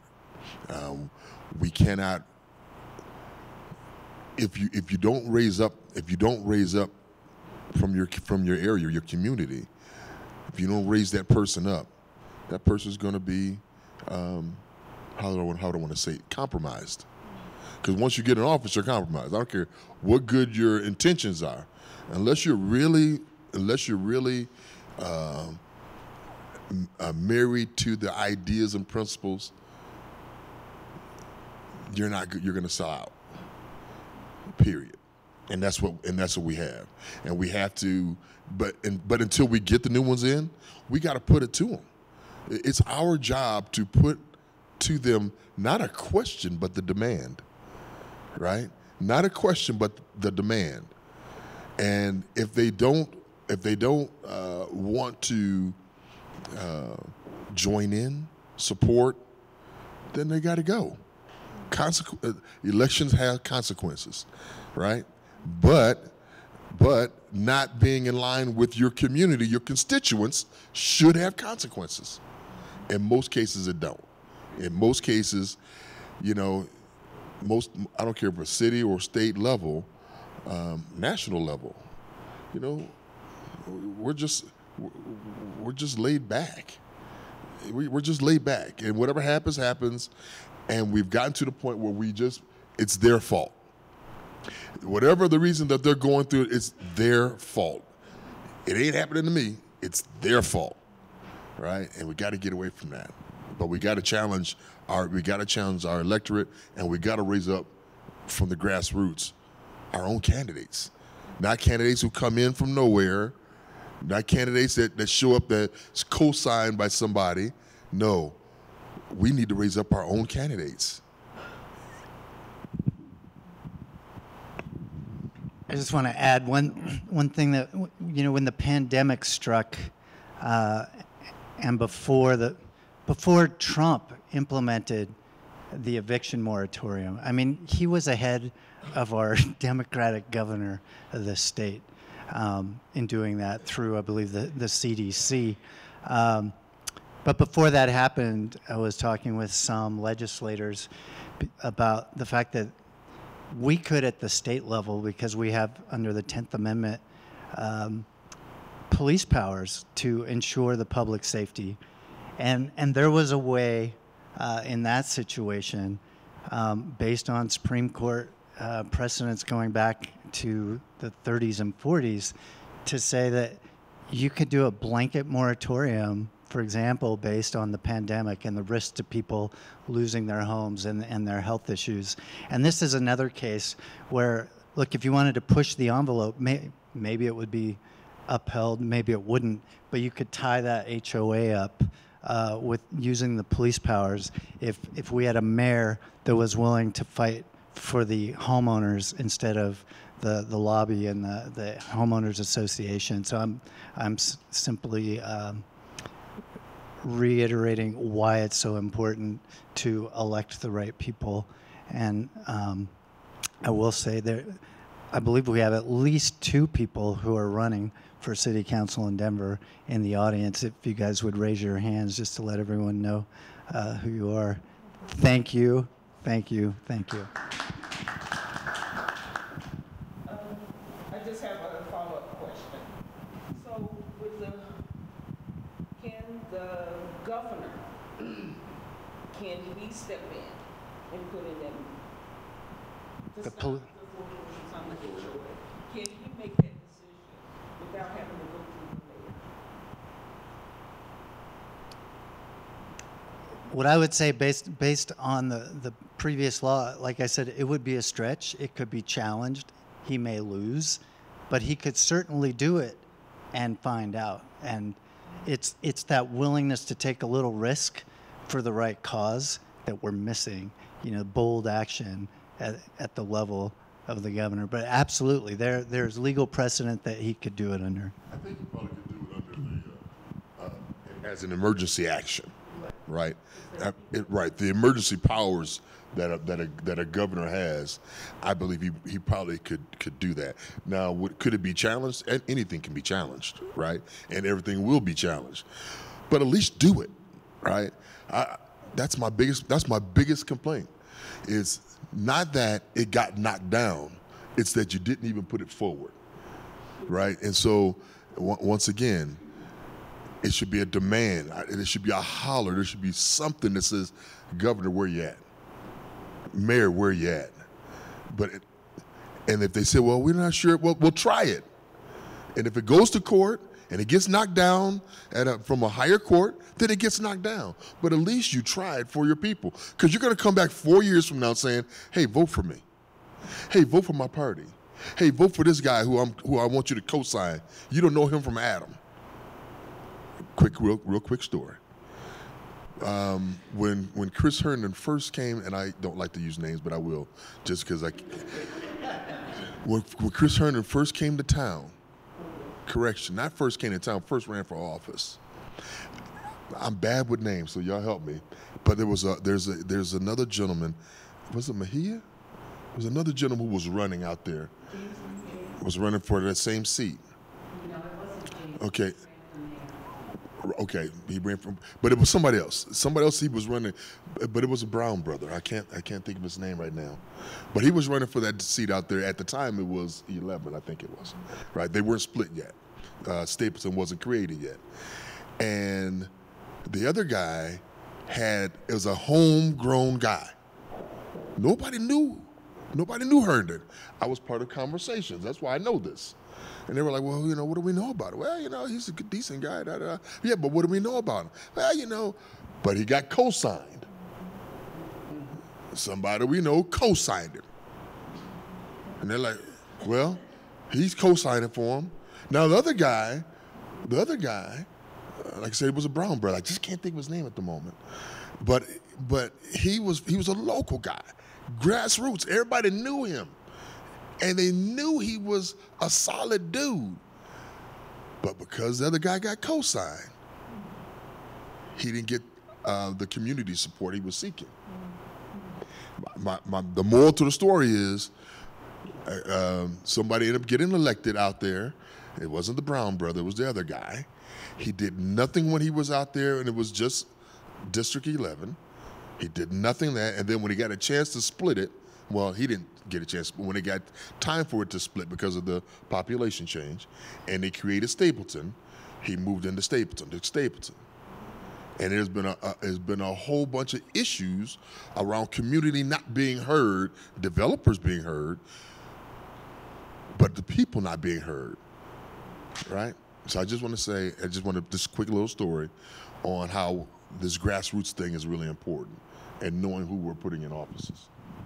But I think to add on to that, we also need to undo our internalized oppression that makes us think that there's a certain person that's qualified to do government.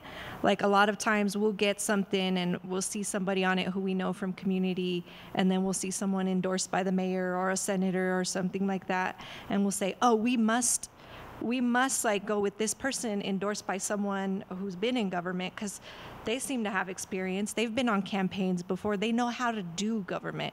This person, community organizer, teacher, whatever, they don't have the experience to be in this position. Well, what experience do you need besides caring in this job? You don't need special experience to be in government. In fact, you should have regular people who have not sat in the ivory tower, who have not had access to represent you. And we shoot ourselves in the foot because we're like, oh, that person doesn't even have a college degree. They can't represent me. That's what you're saying to yourself, I'm not good enough. I'm not good enough to be in that seat. People like me aren't good enough to represent and govern. And we got to get over that and teach our people how to get over it.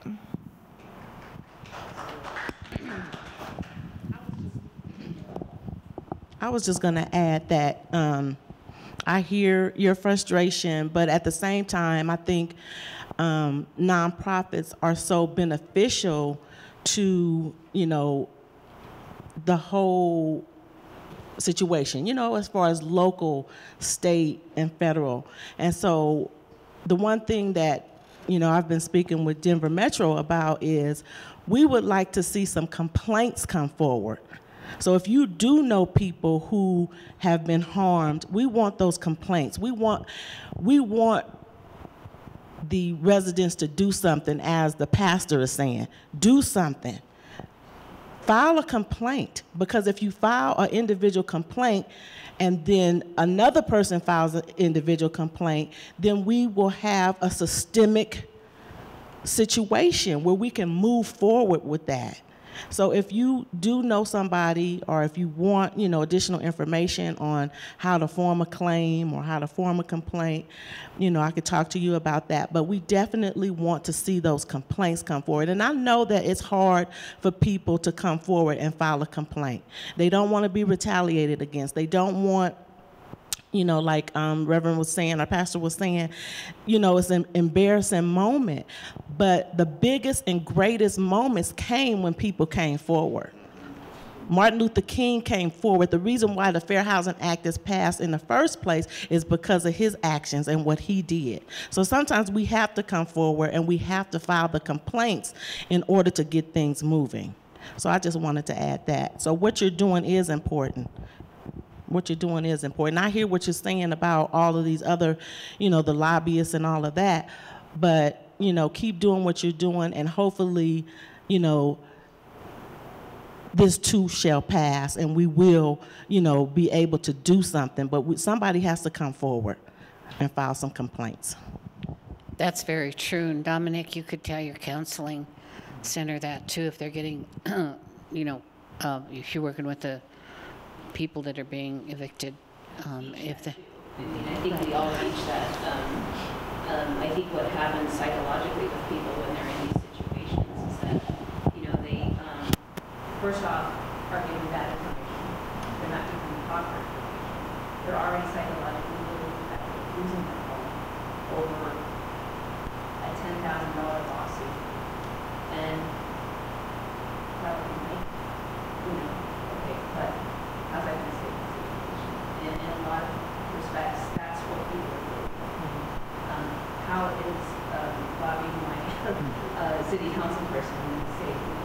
And we gotta, what we see is, as counselors, we see it people level and what people are going. The people going to actual, like, live in my room, don't go nowhere profession because they can't handle this.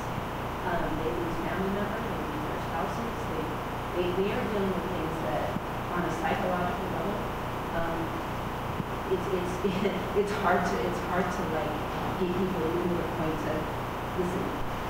Give us the name of your bank. give us these contacts. Let us see your taxes. We can't even get to those levels sometimes. And what happens is they're foreclosed on, and they just accept it. And I hear what you're saying, but at the same time, what people are dealing with is so deep and devastating that the powers that be that were supposed to protect them were never going to begin with. And it's devastating. And it's unless you're dealing with folks on a one-on-one level and seeing that, it's very ugly. And we do say that. We do teach that in our homeownership classes. We teach it when people come to us. That's why we have partnerships with them and fair housing groups like this, because it is very important to get that out. But something more is needed.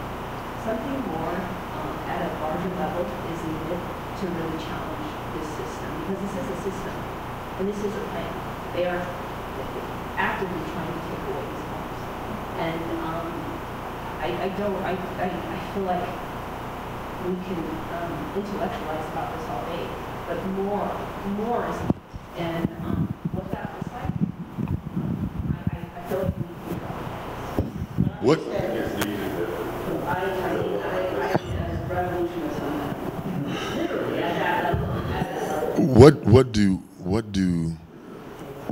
What does your organization and others need?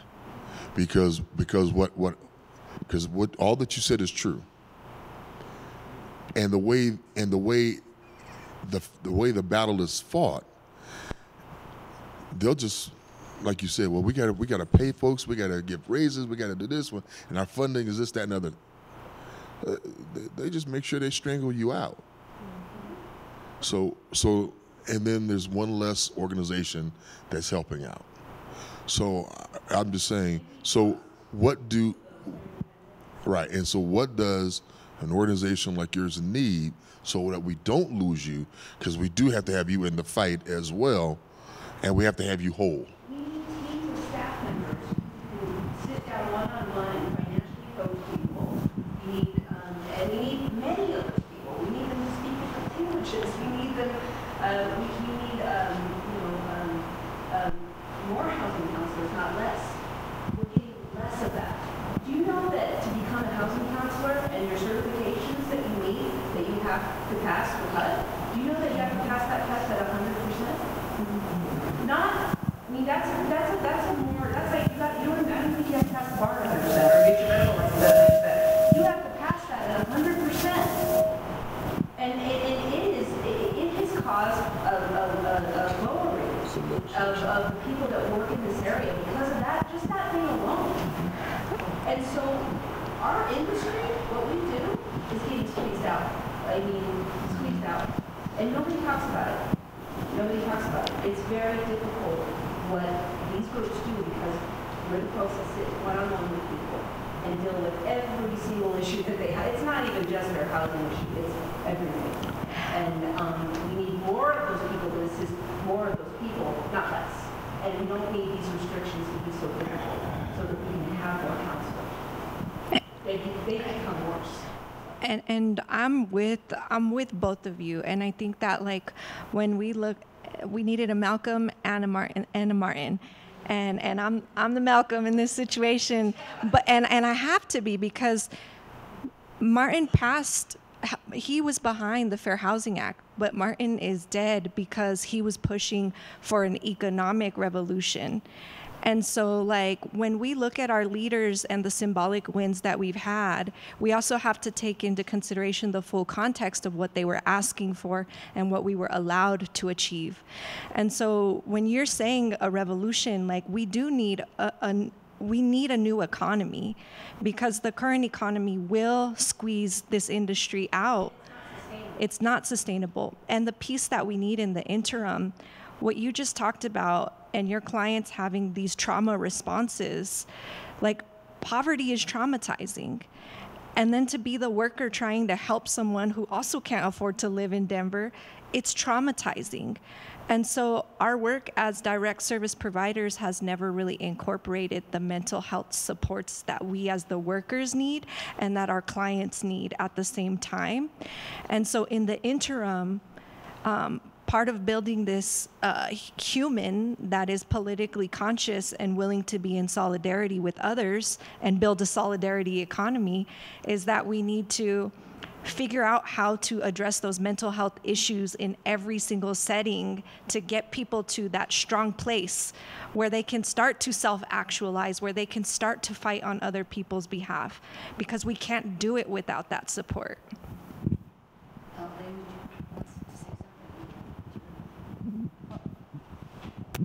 I guess, it's not an either or, it's a both and. I think it's all of us collectively working together to resolve the issues. And I'm just saying that, from a HUD perspective is that, we're an enforcement agency. So the more complaints that we have, the more attention that it's going to get from, people in headquarters, the Department of Justice. I just think that, it's all of us collectively working together to resolve the issue. Yeah, I mean, when somebody files a complaint, we really help them get through that. So, Randy, you have a question? First of all, a comment about what we were just talking about. I think as far as what Candy was talking about with the mental health issue, is I think there's a huge percentage of people out there that have a basic distrust of authority figures, of our organizations, of elected officials. What are they going to do for me? I hear it all the time. And nobody there knows how to self-advocate. And I push it all the time. I tell them all the time, you're not going to get any changes done until you make noise. So that's as far as that. I also wanted to say, Candy, I'm really happy to have finally got to meet you today. I'm not in your district, but I read about you and hear about you all the time, and I can't wait till you're on a citywide race that I can vote for you. Well, let's hope I make it through this. And then just a question for Lynn.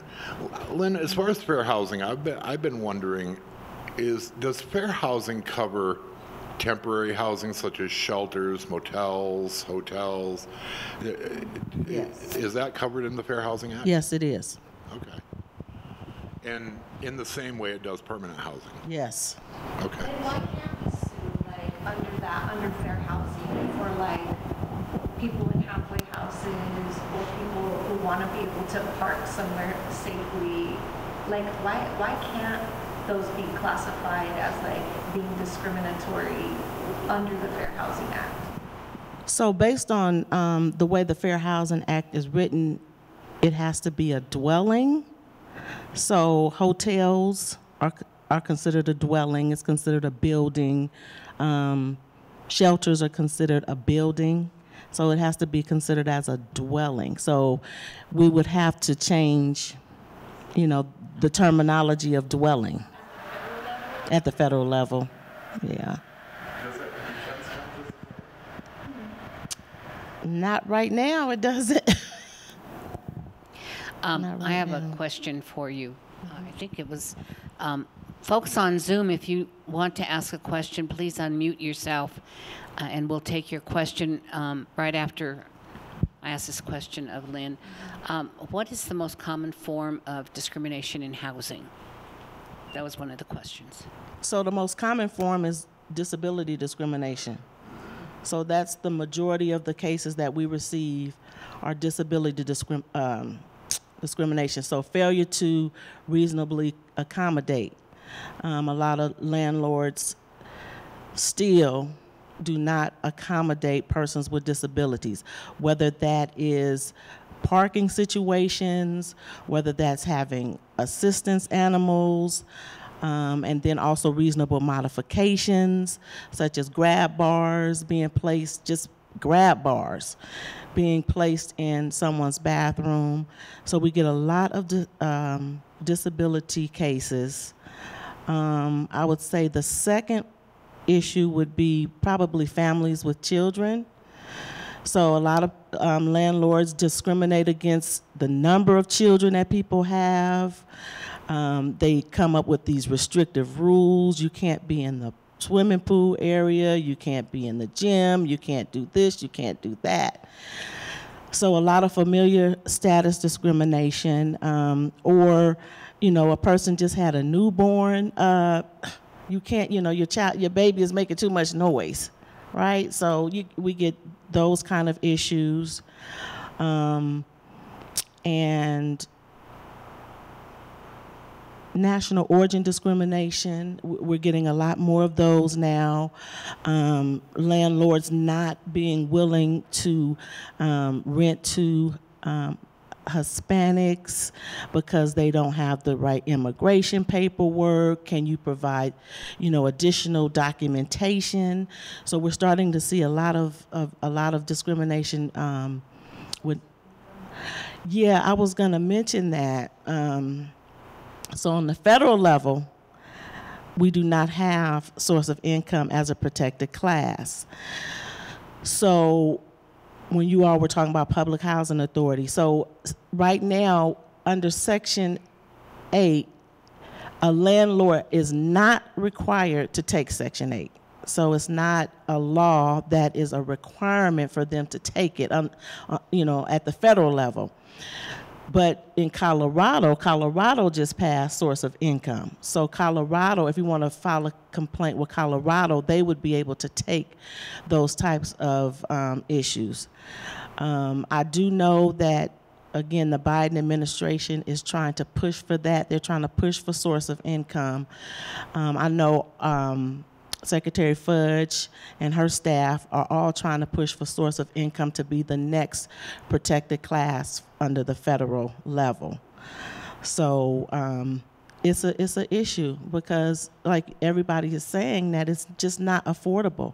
People can't afford to live in major cities, and so source of income is definitely an issue. But I can say that with public housing, if you know people who have a Section 8 voucher and they're having difficulty finding housing, have them to call HUD's Office of Public Housing because they can increase their payment standard. Okay, so they can call and ask for an increase in their payment standard in order to meet some of these high cost, apartment complexes. What does that mean, increase their payment standard? So for example, you make it a voucher, a 2-bedroom voucher, and the amount of the voucher may only be $1,200, but when they start going looking, it's $1,800 to rent a place, or it's $2,400 to rent a place. So you can go to the Office of Public Housing, HUD's Office of Public Housing, and they can request a payment standard increase to that $1,800 or that $2,400. Changes it across the board for that region. That should be across the board because they have to get a approval from headquarters, from our headquarters office in DC. Is there any kind of talk about a tenants union anywhere? Are those kind of conversations happening? I had somebody call me today to see about forming one. I know California has done this, something, but I was just curious if that's something that is talked about. If somebody calls, we get our landlord tenant unions and stuff. It's really a matter of community organizing it. And we kind of have some mutual aid networks, and the Democratic Socialists for America have been trying to catalyze something like that. But that fear of retaliation has been, I think, probably the biggest barrier to it. But we absolutely should be organizing it, especially because we now have the right to counsel, and we're getting a rental registry, which is our first attempt at tracking every single landlord and for rental unit in the city of Denver. It'll take many years before it's built out, but it's going to take a tenant union to fight back when there are issues that are identified. I would add the National Lawyers Guild is an organization of lawyers, obviously, that has long supported tenants unions, and there have been more effective organizing. There's been more effective organizing on the East Coast than there has pretty much anywhere else. But we do have a state chapter that is located in Denver. I believe they're meeting every month or quarterly, and we have a lot of attorneys who are very gung-ho for that kind of work. But as Candy was saying, it comes down to local organizing, but the National Lawyers Guild would be a great group for anyone doing that work to connect with, and they're online. If you just look up National Lawyers Guild of Colorado, they'll pop up. And then the other problem is too, like if you're undocumented or a refugee, you're not going to speak up if you're being discriminated against, right? So, and then status in terms of, I had a call where it's a family living in a house and they have a baby, so they have 9, and then they're going to get evicted because they have another child. The other thing, and that's different from the East Coast and the West Coast and us, is that until very recently, there's almost no point in organizing because we are a landlord state that doesn't have very many protections for renters. There's a statewide ban on rent control, so we can't even implement rent control until we repeal that. And we just got warrant of habitability types of protections for renters. So there's almost like nothing for them to organize to defend because we let the landlords do whatever they want in the state. I'd like to take a question from Leslie on Zoom. She's had her hand up. Hi, I didn't have a question. I'm not even sure how I got on here, but I am a Section 8 recipient in a home ownership program, and I'm disabled, and I have service dogs, and I have to take really expensive medicine to manage my sleeping disorder, so I'm hard to house, and I've been in this home ownership program for, I would say, since 2009. So I rented the house from 2007 to 2009, and then the owner wanted to sell.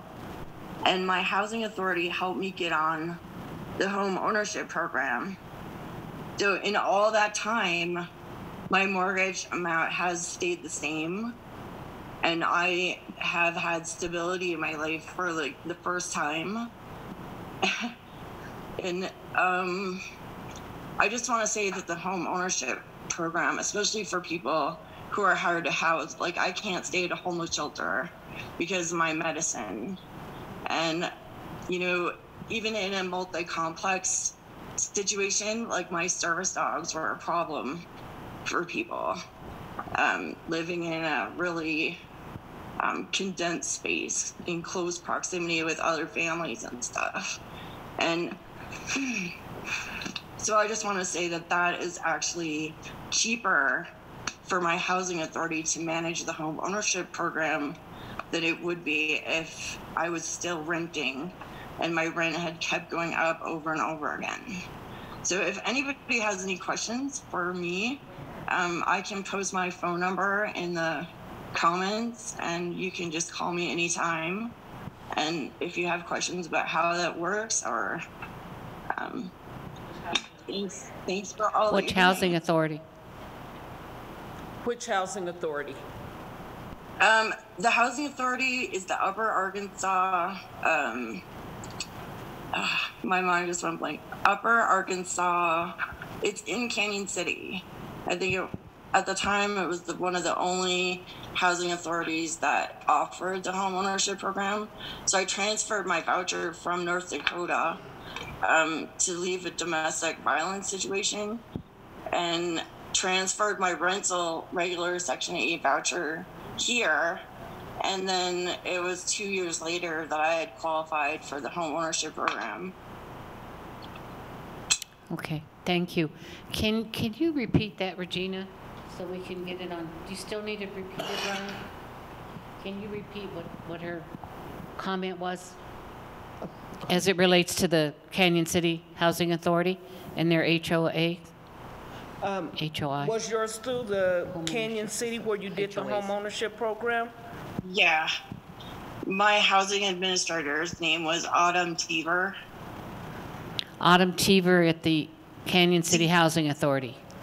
Autumn Deaver is in dog. D is in dog.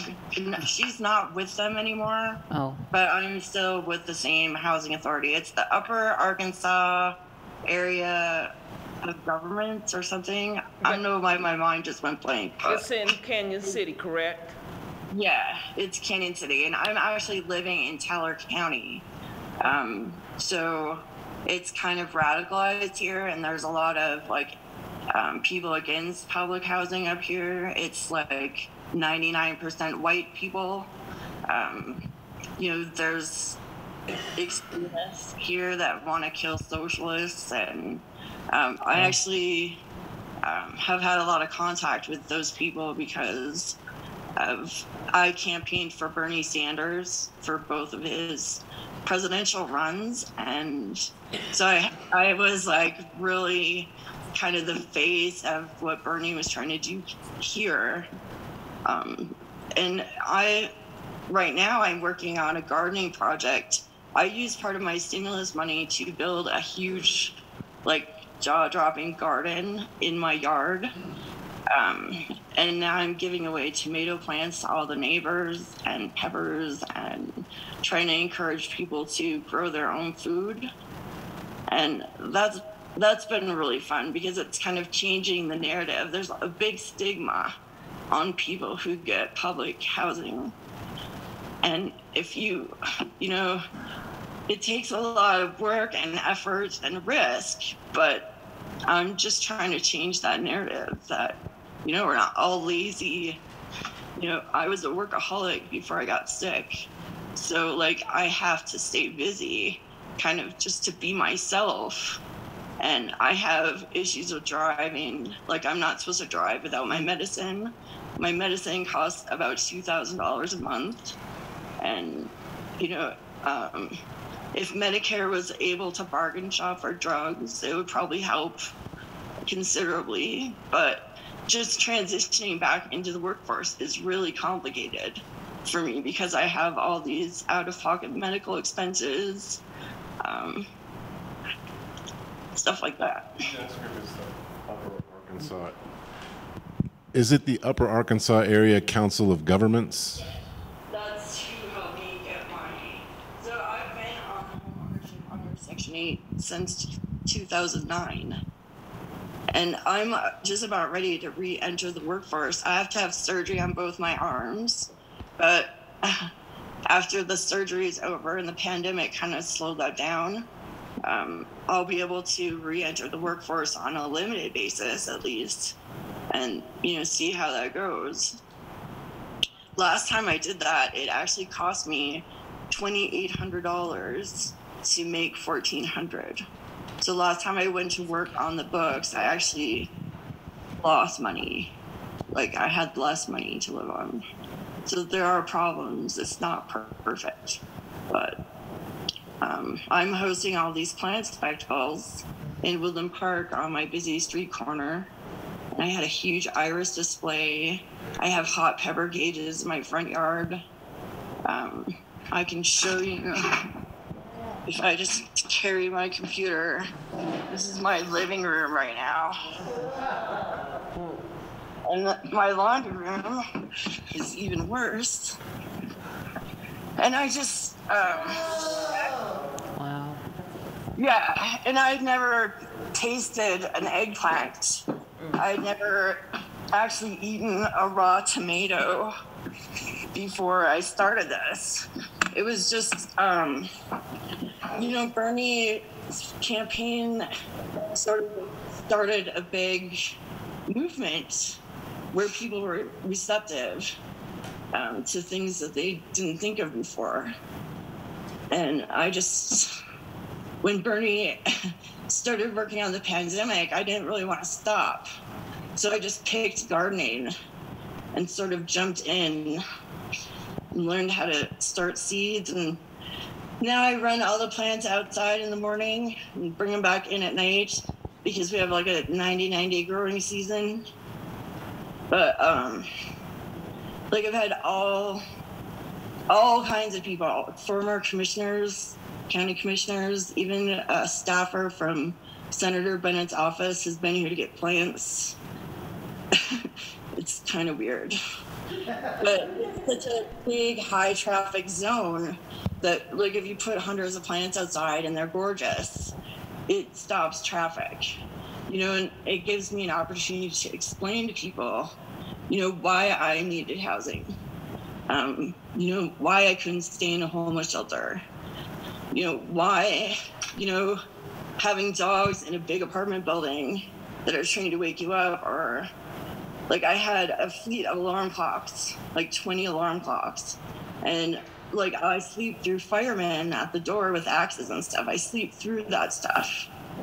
And I have narcolepsy and I'm missing a vital organ. And though I look kind of normal, if I stop taking my medicine, I get really messed up. It's bad. So like I have to have the stability in order to just basic function. Thank you so much for sharing. Thank you so much. So I just wanted to share, I have a similar story as Leslie. I was on disability before coming to work for Denver Metro Fair Housing. I have Parkinson's, I have a heart disease, and I have neural damages that are dying off. But because I couldn't even afford to live in affordable housing any longer, Section 8, I was on Section 8, and Section 8 only paid $200 of my $1,400 rent because of my disability. So because my rent was going up again, I dropped my Section 8, I dropped my disability, and I came back to work because I couldn't continue to live like that and not be able to get my medications. So it was a choice I had to make.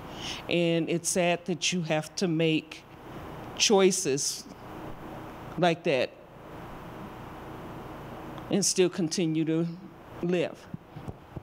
Well, you're sure an asset to the organization. Thank you. Well, thank you. Well, I think it's a little time to wrap up. What?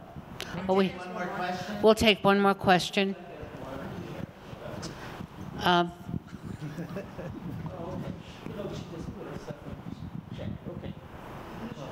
Okay, she's got it in chat. What does it say? Oh, she just put her information. Oh, okay, great. Does All right. Michelle Castor have a question? It looks like she's got her hand up. Michelle. Yeah, I live in affordable housing, and I have Section 8, and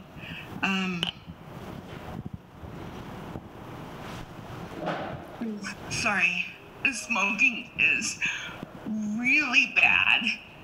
In my apartment complex, I have severe asthma, and I asked my landlord for a reasonable accommodation to let me out of my lease, and she refuses to let me out.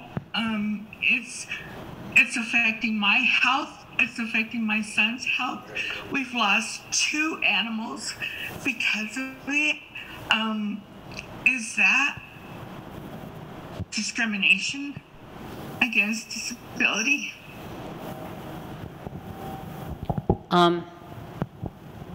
She's asked for reasonable accommodations from her landlord because of the smoking issue in her apartment. And her question is, would you repeat your question? Am I being discriminated against? Is she being discriminated against?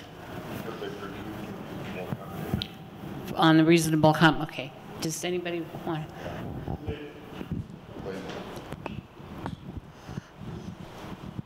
So yes, that would be considered as discrimination. So what I would recommend, if you haven't done this already, if you can get a letter or a statement from a medical provider letting her know, or letting the housing provider know, that you have a disability and the smoke is, impacting and affecting your disability, and you need to be released from your lease.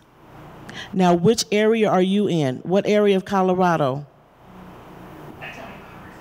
You're in Commerce? Okay, so Denver Metro also handles that area, and I believe they should be able to help you facilitate the reasonable accommodation as well, and or to send a letter, a demand letter to your housing provider. So if you can drop your information into the chat, I think that would be helpful so that they can advocate on your behalf to try to get this resolved. Regina, can you get her information? Regina's getting your information and we'll give you a call. Thank you so much. I also wanted to mention that depending on whether it's legal for the people that, if you're in an apartment complex, for example, if people are not supposed to be smoking in the building, then the warranty of habitability may apply. And I will type, do you have a chat going on that Zoom? Okay, I'll come over and type my email address and you can contact me, Michelle, to see if that might be a way to fight it as well.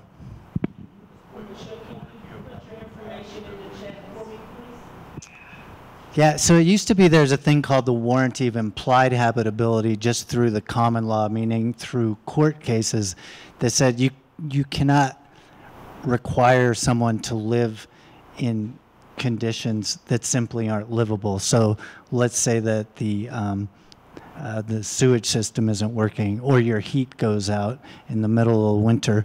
And Colorado has made that express instead of implied, meaning it's in statute.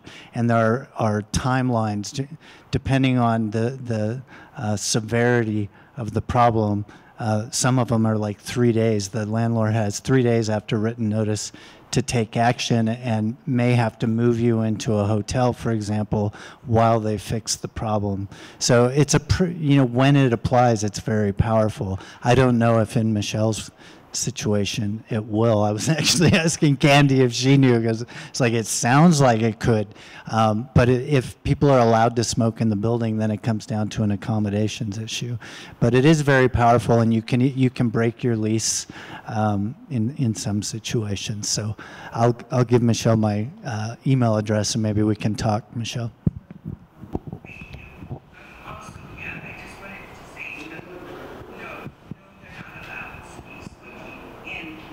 Apartment buildings or anywhere near, anywhere on the property. Okay.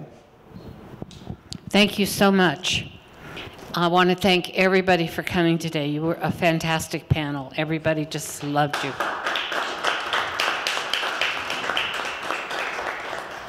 And the reason you're a fantastic panel is because you're progressive and you're activist. And that is so important nowadays. And so I really want to thank you. Thank you, thank you, thank you.